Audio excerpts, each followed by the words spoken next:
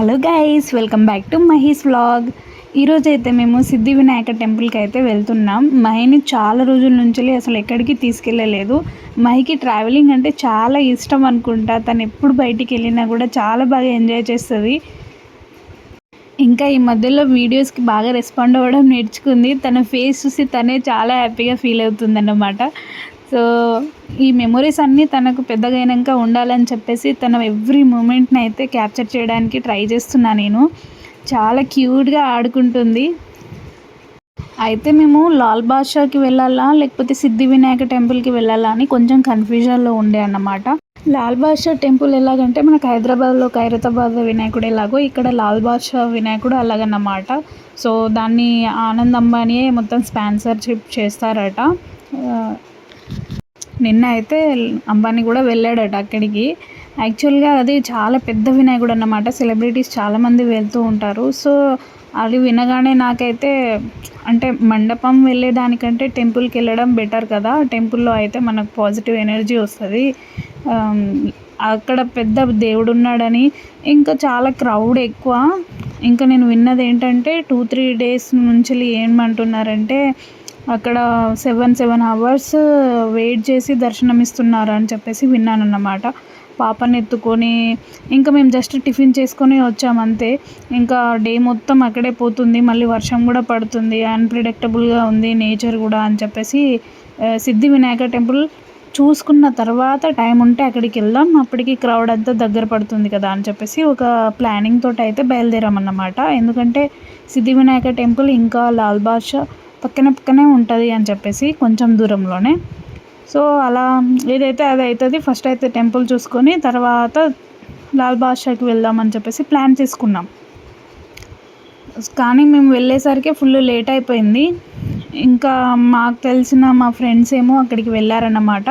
వాళ్ళకే 7 అవర్స్ దర్శనం టైం అయిందని చెప్పగానే ఇంకా మేము డ్రాప్ అయిపోవాల్సి వచ్చిందన్నమాట. కానీ మ్యాక్సిమం ట్రై చేద్దామని అనుకున్నాం. ఇంకా పాపని బట్టి అన్నమాట. పాప అయితే అసలు ఈ మాత్రం ఇంత కూడా ఏడవకుండా ఎంత మంచిగా ఎంజాయ్ చేస్తుందో చూడండి. ఇంకా తనైతే ఈ మధ్యలో తనంతటా తానే నడవడం, తన పనులు తనే చేసుకోవడం స్టార్ట్ చేసేసింది. ఇప్పుడే పెద్దదైపోయింది నా కూతురు. అస్సలు ఉండట్లేదు, ఆడుకోవడానికి కిందికి వెళ్ళిపోతుంది అన్నమాట. కొద్దిసేపు అయితే అలా ఆడుకుంది, చాలా క్యూట్గా అనిపించింది. ఇంకా మా డెస్టినేషన్ అయితే వచ్చేసింది. అయితే మా ఆయన ఏం ప్లాన్ చేశాడంటే మేము అయితే దాదర్లో అయితే దిగాలన్నమాట. మేము దాదర్ నుంచి మనకైతే కొంచెం దూరంలో మనకు సిద్ధి వినాయక టెంపుల్ అయితే ఉంటుంది. సో అక్కడ నుంచి 3 కిలోమీటర్స్ కనిపిస్తుందని చెప్పేసి మేమైతే కొంచెం ముందు స్టేషన్ అయితే చూస్ చేసుకున్నాం అన్నమాట. ట్రైన్లో కూడా ఏమైందంటే మేము మాట్లాడుకుంటూ దిగాల్సిన స్టాప్ కంటే ముందు ఇంకో వేరే స్టాప్లో అయితే దిగాల్సి వచ్చింది. అక్కడి నుంచి మళ్ళీ రివర్స్లో ట్రైన్ మళ్ళీ ఎక్కేసి మళ్ళీ రివర్స్లో స్టాప్లో దిగామన్నమాట. మళ్ళీ ఆటోకి ఎక్కితే ఆటో 1 కిలోమీటర్కే 100 రూపీస్ 150 రూపీస్ తీసుకుంటున్నారు. సో అందుకని చెప్పేసి మేము మళ్ళీ రివర్స్ ట్రైన్ ఎక్కేసి ఇంకా మా డెస్టినేషన్కి అయితే మేము చేరుకున్నాం. ఇక్కడ మధ్యలో అయితే వ్యూ చూపిద్దామని చెప్పేసి అయితే వీడియో తీశాను. చాలా అంటే ఇది సెంట్రల్ రైల్వే అన్నమాట.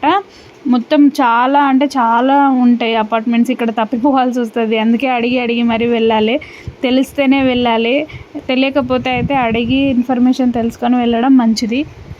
ఇంకా చెప్పాలంటే మాకు ట్రావెలింగ్ ఖర్చు ఎంత అయిందో తెలుసా మీకు? జస్ట్ 60 రూపీస్ మాత్రమే. అది కూడా ఎలాగంటే మనకు 30 రూపీస్ అంటే వెళ్ళడానికి రావడానికి రెండింటికి ఒకటేసారి ఇచ్చేస్తారన్నమాట. సో పర్ పర్సన్ 30 రూపీస్ అన్నమాట.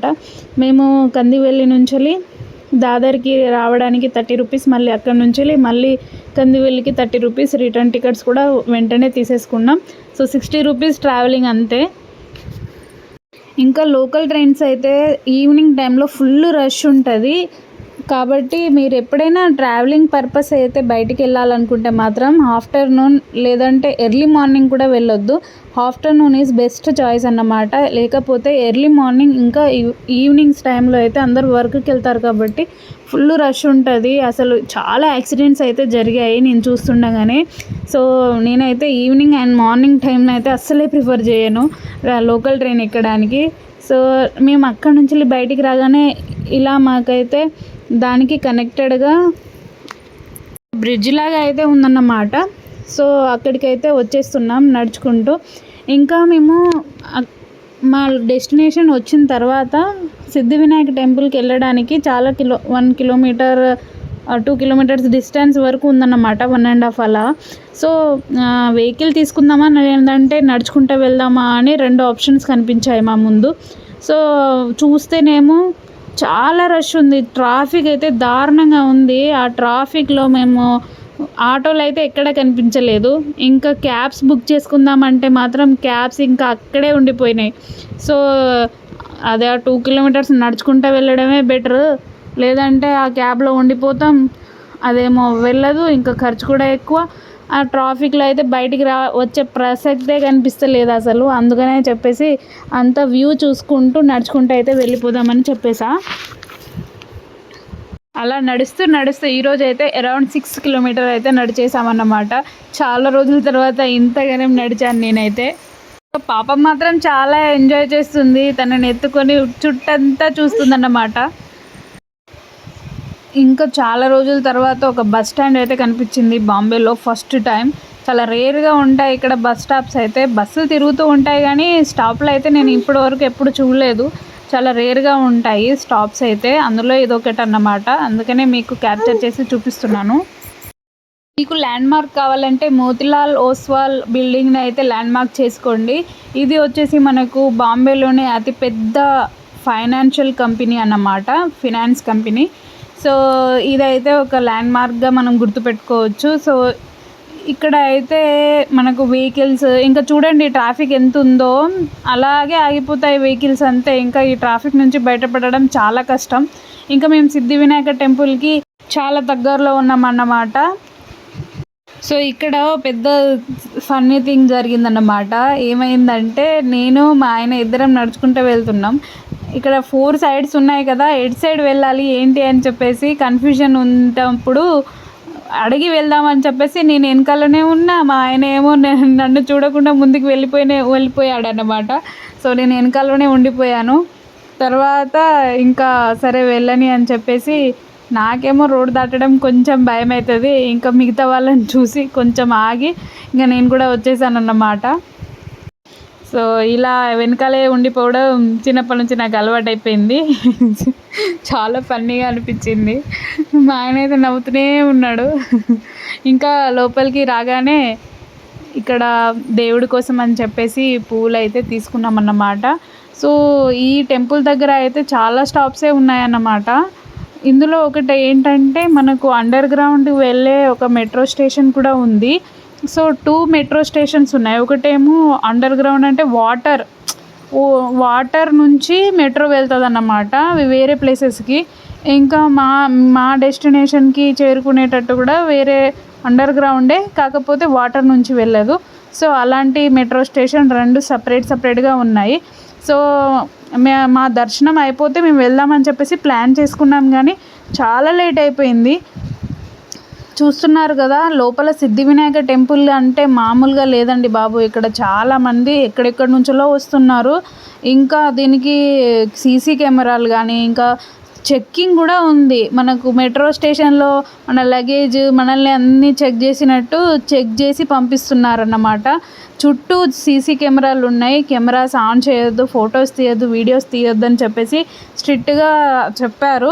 కానీ మా ఆయన చాలా దొంగతనంగా దాచుకొని మరి వీడియో తీశాడన్నమాట. ఇంకా సీసీ కెమెరాస్ కూడా ఉన్నాయి. పోలీసులు కూడా తిరుగుతున్నారు. పోలీసులు అయితే చాలామంది ఉండే ఈరోజు వినాయక చవితి కదా అందుకని. సో ఇదైతే మనకు సిద్ధి వినాయక టెంపుల్ లోపల అన్నమాట. మేము ఎన్ని లైన్స్ క్రాస్ చేసి వచ్చామో అసలు. మేము వెయిట్ చేస్తున్నప్పుడు కంటే ఇంకా 2-3 అవర్స్ నుంచి వెయిట్ చేస్తున్నట్టున్నారు పాపం జనాలు. చాలామంది అయితే వెయిట్ చేసి వెళ్ళిపోయారు కూడా రివర్స్లో. అలా వెళ్ళిన వాళ్ళు వెళ్ళిపోగానే ఒక 2-3 మినిట్స్ తర్వాత మమ్మల్ని లోపలికి పంపించారు. పాపం వాళ్ళు చాలా రిగ్రెట్ అయినట్టున్నారు. ఇంకా లోపల క్రౌడ్ చూడండి ఎలా ఉందో. దర్శనం టైం అయితే నేను నిజంగా డిసప్పాయింట్ అయ్యాను. ఎక్కడెక్కడి నుంచో వస్తున్నారు, సూరత్ నుంచి వస్తున్నారు, ఎక్కడెక్కడో చుట్టుపక్కల 5-6 కిలోమీటర్ల డిస్టెన్స్ నుంచి ఎక్కడెక్కడి నుంచో వస్తున్నారు. వాళ్ళకి పాపం మంచిగా దర్శనం చేసుకొని వెళ్తే అదో తృప్తి, కానీ లోపల 1 మినిట్ అంతా లైన్ కట్టి లోపల 1 మినిట్ కూడా మాకు అసలు మొక్కడానికి కూడా ఛాన్స్ ఇవ్వట్లేరు. ఆ పోలీసులు నెట్టేస్తున్నారన్నమాట. క్రౌడ్ మాత్రం మామూలుగా లేదు, అసలు మస్తు రష్ ఉంది. అందుకనే వాళ్ళు మాత్రం ఏం చేస్తారు, ఇంకా అలా సరిపెట్టుకొని వచ్చేయాల్సి వచ్చింది. కెమెరాస్ అయితే అలౌడ్ లేదు, కానీ ఇక్కడ బయటికి వచ్చిన తర్వాత అయితే ఇలా ఫొటోస్ అయితే దిగాము. అప్పుడు ఏమనలేదు. కొంచెం క్రౌడ్గా ఉన్న సిచ్యువేషన్ నుంచి అయితే మనల్ని వెళ్ళిపోమని చెప్తున్నారు. సో కెమెరాస్ నుంచి అయితే మనకు వినాయకుడి దర్శనం అయితే జరుగుతుంది. సో మీరు చూస్తారని చెప్పేసి నేనైతే బయట లైవ్లో ఉన్న వినాయకుడిని అయితే చూపిస్తున్నాను. అదే సిద్ధి వినాయక టెంపుల్ అన్నమాట. సో ఇది బయట నుంచి మనకు టెంపుల్ యొక్క వ్యూ అన్నమాట. సో ఇలా ఉంటుంది మొత్తం ఆర్కిటెక్ట్ మొత్తం కూడా. సో గ్రాండ్గా మొత్తం డెకరేషన్స్ కానీ చాలా బాగున్నాయి. సో మేము వచ్చింది బ్యాక్ సైడ్ నుంచి అన్నమాట. ఫ్రంట్ సైడ్ అయితే మనకు ట్యాప్స్ కూడా ఉన్నాయి కాళ్ళు కడుక్కొని లోపలికి వెళ్ళడానికి. ఇంకా లోపల అయితే మనకు దర్శనం అయిపోయిన తర్వాత ఈ షాప్స్ అన్నీ కనిపిస్తాయి అన్నమాట. సో ఇక్కడైతే మనకు లైవ్ రేడియో కానీ, ఇంకా చారిటీ డిపార్ట్మెంట్ కానీ, ఇంకా చాలా రకాలైన డిపార్ట్మెంట్స్ అయితే బయట అయితే పెట్టారు. మరి ఇంకా మనకు ప్రసాదం వచ్చేసి లడ్డు ఇచ్చారన్నమాట. ఇక్కడ చూసినా మోదకే స్వీట్ అయితే మోదకులు ఎంత పెద్ద పెద్దగా ఉన్నాయి. అమ్మో చాలా స్వీట్గా ఉంది బాబోయ్, ఒక్కటి తినగానే మనకు ఫుల్ అయిపోతుంది అలా ఉందన్నమాట. ఇంకా డెకరేషన్ లైట్స్ తోటి చేసినవి అయితే చాలా అంటే చాలా బాగుంది. ఇంకా చెప్పాలంటే వినాయకుడు దర్శనం చేసుకున్నప్పుడు అయితే నాకు కైలాసానికి వెళ్ళిన ఫీలింగే వచ్చింది. అక్కడ చుట్టూ కైలాసంలో మనకు వినాయకుడు ఉన్న ఫీలింగ్ అయితే వస్తుంది. అంత బాగుంది, మొత్తం గోల్డ్ కలర్ లైట్స్ తోటి ఎంత బాగుందో అసలు. వినాయకుడి యొక్క దర్శనం కానీ ఎంత బాగుందో అసలు. ఒక్కసారైనా మీరు ఖచ్చితంగా వచ్చి చూడాల్సిన ప్లేస్ అన్నమాట. చాలా అంటే చాలా ప్లెజెంట్గా అనిపించింది నాకైతే. ఇంకా కొన్ని ఫొటోస్ అయితే దిగేసాము. సో ఇది మెట్రో స్టేషన్ అన్నమాట. ఇక్కడైతే మేము ఈ పాయింట్లో ఉన్నామన్నమాట. సో మేము మళ్ళీ దాదర్కి అయితే వెళ్ళాలి. సో అండర్ గ్రౌండ్ మెట్రో ఎలా ఉంటుంది ఏంటి ఎక్స్పీరియన్స్ అవుదామని చెప్పేసి అనుకున్నాము. ఈ గ్యాప్లో పాపకి ఏదైనా తినిపిద్దామని చెప్పేసి ఇంటి దగ్గర నుంచి అయితే నేను 2 తీసుకొచ్చాను. ఒకటేమో వండి అంటే రైస్ తనకు ఎప్పుడు పెడతాను కదా, ఆ రైస్ అయితే వండి తీసుకొచ్చాను. ఇంకొకటి ఏంటంటే రైస్ తినకపోతే ఎలా అని చెప్పేసి తను చాలా బాగా ఇష్టంగా తింటుంది ఇడ్లీలు. సో ఇడ్లీలు కూడా తీసుకొచ్చాను. సో అది తీసుకురావడమే మంచిగా అయింది. పాపం మాకంటే ముందు 2-3 అవర్స్ నుంచి వెయిట్ చేస్తున్న ఒక ఆమెకి 2 పిల్లలు అన్నమాట. చిన్న అమ్మాయి, ఇంకా 1 year 2 year పాప, ఇంకా కొంచెం పెద్ద 4-5 years పాప, 2 ఉన్నారు. 2 అమ్మాయిలే. సో వాళ్ళకి ఎప్పటి నుంచో ఆకలి అవుతున్నట్టుంది. ఇంకా నాకు పాపకు ఆకలి అవుతుందేమో అని చెప్పేసి ఆ టెన్షన్ అలాగే వస్తూ ఉంటుంది నాకైతే. ఎవ్రీ 2-3 అవర్స్కి తనకేం తినిపించకపోతే అదోలా అనిపిస్తుంది అన్నమాట. సో నేను పాపకు తినిపిస్తుంటే వాళ్ళు కూడా చాలా ఆకలితో ఉన్నట్టు కనిపించారు. సో వాళ్ళకు కూడా పెట్టానన్నమాట. పెడుతుంటే ఇంకా అడిగి తింటున్నారు. సో మంచిగా అనిపించింది నాకు. వాళ్ళకు వాటర్ కానీ ఆ ఫుడ్ కానీ ఇచ్చినందుకు వాళ్ళు కూడా చాలా, వాళ్ళ పేరెంట్స్ కూడా చాలా కృతజ్ఞతతో బాగా మాట్లాడారు. బాగా అనిపించింది. తీసుకెళ్ళడమే మంచిగా అయింది. మన పాపతో పాటు 2 పిల్లలు ఆకలి కూడా తీరిందన్న సాటిస్ఫాక్షన్ అయితే వచ్చిందన్నమాట. ఇంకా మేము మెట్రో స్టేషన్లో ఉన్నప్పుడు 2 పిల్లలు వచ్చారు. వాళ్ళైతే పాపతోటి మంచిగా ఆడుకున్నారన్నమాట. సో వాళ్ళకు కూడా మేము చిన్నగా గిఫ్ట్ లాగా అలా మనీ అయితే ఇచ్చేసి వచ్చాము. సో ఇది వచ్చేసి మనకు అండర్ గ్రౌండ్ వ్యూ అన్నమాట. అండర్ గ్రౌండ్ మెట్రో వెళ్తుంటే ఇంకా అసలు మాకు అది మెట్రో స్టేషన్ కనిపించడమేమో కానీ ఇంకా అది పెద్ద లాంగ్ జర్నీ లాగా అయిపోయింది. వెళ్తుంటే ఇంకా వెళ్ళడమే ఉంది కానీ అక్కడ డెస్టినేషన్ అయితే రావట్లేదు అన్నమాట. ఇంకా చూసి ఇక విసుగొచ్చేసింది. ఇంకా రివర్స్ వెళ్ళిపోయామన్నమాట. మళ్ళీ ఇక్కడ నుంచి దాదర్కి వెళ్ళే బదులు ఇక్కడ ఉన్న మెట్రో స్టేషనే ఎక్కేసి డైరెక్ట్ కందివల్లికి వెళ్ళిపోదామన్న ప్లాన్ అయితే వచ్చింది. అంత దూరం నడిచినందుకు మాకు, మా ఆయనకు వచ్చిందన్నమాట. సో పాప అయితే ఇక్కడ ఎవరు లేరు కాబట్టి కొద్దిసేపు మంచిగా ఆడుకుంది. మా పాప ఏంటో ఎవరైనా కనిపిస్తే ఆడడం మానేస్తుంది, ఎవరు లేనప్పుడు మాత్రం మంచిగా ఆడుకుంటుంది. ఈ మధ్యలో మెట్లు కూడా బాగా తొందరగా ఎక్కేస్తుంది. ఇక్కడైతే చాలా అల్లరి చేసింది కొద్దిసేపు. సో తను అట్లా మెట్లు ఎక్కుతుంటే కొంచెం సేపు ఆడుకున్నాం, మేము కూడా ఎంజాయ్ చేసాం. ఇంకా తర్వాత మాకు ఆకలి దంచేసింది. మా పాపకు కొంచెం తినిపించేసాం, తనేమో సెట్. ఇంకా మాకేమో ఎర్లీ మార్నింగ్ జస్ట్ ఇడ్లీ తినేసి వచ్చామన్నమాట. ఇంకా ఫుల్ లేట్ అయిపోయింది, 2-3 అయిపోయింది అనుకుంటాను అప్పటికే. సో మాకు కూడా ఆకలి బాగా దంచేస్తుంది. సో ఇక్కడికైతే ఒక హోటల్కి అయితే వచ్చామన్నమాట. ప్రతి ఒక్కటి చాలా కాస్ట్ ఎక్కువగా ఉంది. సో చపాతీస్ అయితే ఇక్కడ బాగా చేస్తారు. సో అందుకని చపాతీస్ అయితే ట్రై చేసాము. ఇంకా ఇక్కడ వ్యూ చాలా బాగుంది, బాగా వీడియోలు తీయని చెప్పేసి మా ఆయన చెప్తుండే అన్నమాట. బిల్డింగ్స్ అన్నీ మీకు కూడా చూపిద్దామని చెప్పేసి ఏదో నా వంతుగా నేనైతే చేశాను. కరెక్ట్గా తీసానో లేదో కూడా తెలియదు. సో ఇక్కడ నుంచి మళ్ళీ రిటర్న్ ప్రయాణం సాగిపోయింది మాది. మళ్ళీ రివర్స్లో 3 కిలోమీటర్స్ నడవాల్సి వచ్చిందన్నమాట. కానీ ఫుడ్ లోపల పడిపోయింది. దేవుణ్ణి చూసిన ఆనందం చూడండి, ఏమాత్రం అలసట అనేది కనిపించట్లేదు. మధ్యాహ్నం మేము 12 బయలుదేరామన్నమాట. సో మళ్ళీ రిటర్న్ వచ్చేసరికి మాకు 8-9 అయిపోయింది. సో మొత్తం ఒక్క పూట మొత్తం నడుచుకుంటూ ఒక పూట మొత్తం మాకు అందులో అయిపోయినట్టు అనిపిస్తుంది అన్నమాట. 1 అవర్ వెయిట్ చేసాం మేము దర్శనం కోసం అని చెప్పేసి. ఇంకా ఇట్లా ట్రావెలింగ్ ఇదే చాలా ఎక్కువైపోయింది. సో మేము కందివల్లికి వచ్చేసాం. మళ్ళీ మేము రిటర్న్ అయ్యే టైంకి చూడండి, బస్సులు ఎక్కుదామని చెప్పేసి చూస్తే ఒక పెద్ద క్యూఏ ఉందన్నమాట. సో బస్సు ఎక్కడానికి కూడా ఇక్కడ క్యూలో నిలబడి టికెట్స్ తీసుకొని తర్వాత వెళ్ళాలి. ఇంకా మేము దిగేటప్పుడు బ్యాక్ సైడ్ దిగాము, ఒక్క ఆటో కూడా రావట్లేదు.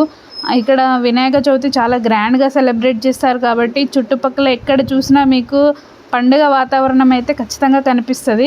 ఇంకా మా పాప ఏమో పడుకుంది హాయిగా. వినాయకుడి దర్శనం అయిపోయింది, అన్నీ అయిపోయింది. ఇంకా జర్నీలో నేను పడుకుంటానని చెప్పేసి పడుకుందన్నమాట. సో ఇదేనండి ఇవాళ మేము చేసుకున్న వినాయక దర్శనం. మీకు ఎలా అనిపించిందో కామెంట్ అయితే చేయండి. బాయ్.